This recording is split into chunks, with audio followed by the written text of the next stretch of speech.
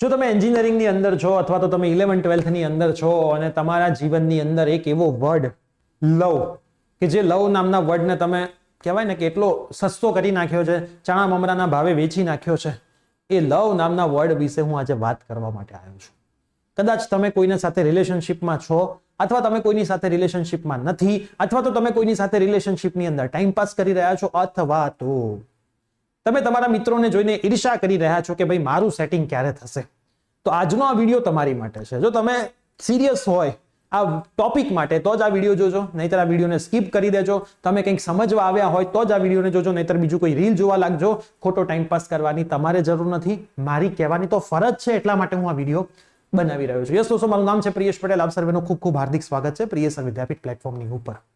સૌથી પહેલા મારે તમને એક વાત શેર કરવી છે કે 11-12 હોય કે પછી એન્જિનિયરિંગ હોય, હું ક્યાંય વિરોધી નથી પ્રેમ નામના વર્ડનો, કેમ કે મારા પોતાના લવ મેરેજ છે, એટલે હું આ વસ્તુનો વિરોધ કરું એ યોગ્ય પણ નથી.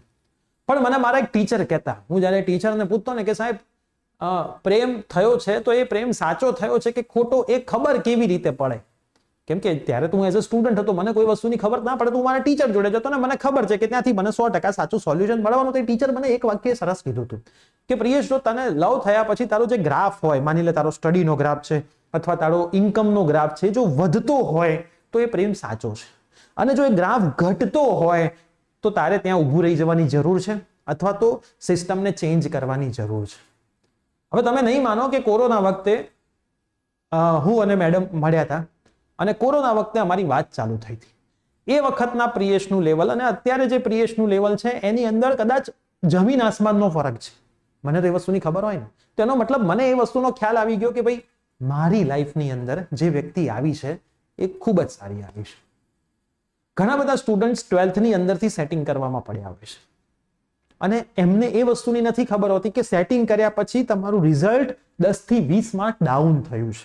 એકચ્યુઅલમાં બે વ્યક્તિઓને મળવાથી રિઝલ્ટ પ્લસ થવું જોઈએ, જેની જગ્યાએ ડાઉન થવાની શરૂઆત થઈ છે. ડાઉનફોલ, કેમ કે લોજિક છે, એ એજની અંદર વાતો કરવાનું મન થાય, ઇન્સ્ટાગ્રામમાં મેસેજ કરવાનું મન થાય, અને વાતો કયા લેવલની હોય તો તમને ખબર જ છે. આ બધામાં રોજની રોજ વાતો થાય, રોજ ટાઈમ વેસ્ટ થાય, ભણવાની જગ્યાએ આ બધી વસ્તુ પર ફોકસ થાય. તો જેટલા પણ વ્યક્તિઓ રિલેશનશિપની અંદર છે, હું તમામ વ્યક્તિઓને કહીશ કે ભાઈ તમારી રિલેશનશિપ જરાય ખોટી નથી, પણ એ રિલેશનશિપને તમે તો જ રાખો કે જો તમે એને મેરેજ સુધી લઈ જવાના હોય. તમે જો ટાઈમ પાસ માટે આ વસ્તુ કરી રહ્યા હોય તો મારું પર્સનલી સજેશન છે કે આ વસ્તુને મૂકી દો, કેમ કે ટાઈમ પાસમાં તમે તમારી એકચ્યુઅલ લાઈફને જ્યાં લઈ જવાની છે એ ટાઈમ વેસ્ટ કરી રહ્યા છો. ટાઈમ પાસ માટે ઘણા બધા ઓપ્શન છે, આ ઓપ્શન પકડવાની જરૂર નથી. અને કદાચ એઝ અ બોય તમે ટાઈમ પાસ કરી રહ્યા છો પણ પેલી ગર્લ કદાચ સિરિયસ છે, એઝ અ ગર્લ તમે ટાઈમ પાસ કરી રહ્યા છો પણ પેલો બોય સિરિયસ છે, અને જ્યારે એને ખબર પડશે કે ભાઈ સામેવાળી વ્યક્તિ તો આ વસ્તુને ટાઈમ પાસ તરીકે લેતી હતી, તો એ વ્યક્તિના દિલ ઉપર કેટલી વસ્તુ વીતશે.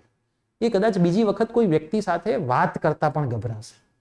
તો આપણને કોઈ અધિકાર નથી કે આ કોઈની જિંદગી સાથે ટાઈમ પાસ કરવાનો, અને હાલ એ સમય પણ નથી કે જેની અંદર તમે લવને ટાઈમ આપો. 11-12 ના વિદ્યાર્થીઓને તો ખાસ કહું છું કે નથી.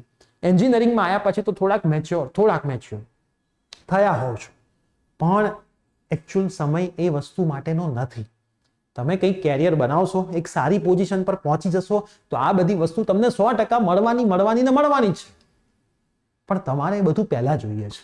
અને એ લેવામાં જે કામની જે કેરિયર બનાવવાનું છે, કેરિયર તમે નથી બનાવી શકતા, અને પછી તમને જોબ નથી મળતી, અને કદાચ મળે બી છે તો સારી સેલરી વાળી નથી મળતી. તો ખાસ જે પણ મિત્રો રિલેશનશિપમાં છે, તમારો જો રિલેશનશિપ મેરેજ સુધી પહોંચવાનો હોય તો રિલેશનશિપમાં રહેજો. અને ગર્લ્સને હું ખાસ કહીશ કે તમને કોઈ છોકરો ગમે છે તો પહેલા તમે એ વસ્તુને જુઓ કે ભાઈ તમારી કાસ્ટ મેચ થાય છે, નથી થતી તો શું તમારા ઘરેથી એની પરમિશન મળશે? કદાચ પરમિશન મળશે તો તમારે એ વ્યક્તિના ઘરે જવાનું છે, તો શું એ વ્યક્તિ એટલો કેપેબલ છે કે એની સાથે સાથે એના ફેમિલીની સાથે સાથે તમને સાચવી શકે? ખાલી એટ્રેક્શન જીવનમાં બધું જ નથી, એના પછી ઘણું બધું છે જે તમે જોતા નથી અને કામ વગરના ભરાઈ જાઓ છો, અને પછી એમાંથી નીકળવા માટેના રસ્તા નથી હોતા, અને છેલ્લે શું થાય છે? સુસાઇડ. એક જ ઓપ્શન. સમાજમાં નામ ખરાબ થાય છે, તમારું તો થાય છે, ઠીક છે, તમારા પેરેન્ટ્સનું થાય છે. તો હું તમામ વિદ્યાર્થીઓ જે આ ચેનલ ઉપરથી મને આજે સાંભળી રહ્યા છે, હું તમને બે હાથ જોડીને રિક્વેસ્ટ કરું છું કે પ્રેમ વર્ડ બહુ નાનો છે, હે ને 2.5 અક્ષરનો પ્રેમ વર્ડ છે, પ્રેમ પ્યાર તમે જે કહેતા હોય, લવ કહેતા હોય, બરાબર, પણ એને મજાક ના બનાવો, એને સસ્તો ના કરી નાખો. હા, મને ખબર છે અમુક વ્યક્તિઓ સાંભળતા હશે એને કોઈ ફરક જ નહીં પડે આ વસ્તુથી, કેમ કે હાલ તો છે, શું કરીએ, એક વ્યક્તિ 4 જોડે વાતો કરે, એક છોકરી 5 જોડે વાતો કરે, ખબર જ નથી પડતી દુનિયા ક્યાં જઈ રહી છે. અને પછી જ્યારે એક જોડે ફાઇનલ કરવાનું થાય ત્યારે પણ પછી એ જ વ્યક્તિ 12 ડાફોડિયા મારતો હોય અને પછી લગ્ન જીવન તૂટે, છોકરા આયા પછીની બધી વસ્તુની તકલીફો પડે. તો આ વસ્તુ ના થાય એટલા માટે અત્યારથી થંભી જવાનો સમય છે. તો ખાસ આ વિડીયો એવા વ્યક્તિઓને પણ શેર કરજો કે તમારા ધ્યાનમાં કોઈ હોય જે આ વસ્તુ કરી રહી હોય અને તમારે એને રોકવાનું.